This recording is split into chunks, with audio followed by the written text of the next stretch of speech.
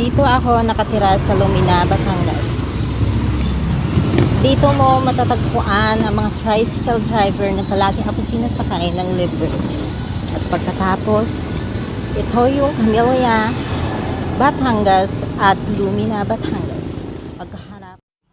At paglabas mo dito, makikita mo ang circle, ang clubhouse at saka yung mga parkingan ng mga tricycle.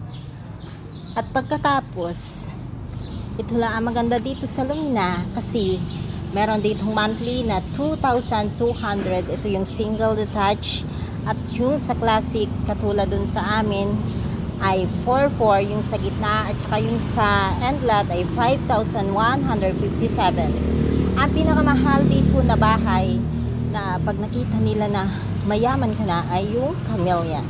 Camellia, ang pinakamababang monthly ay 16,000.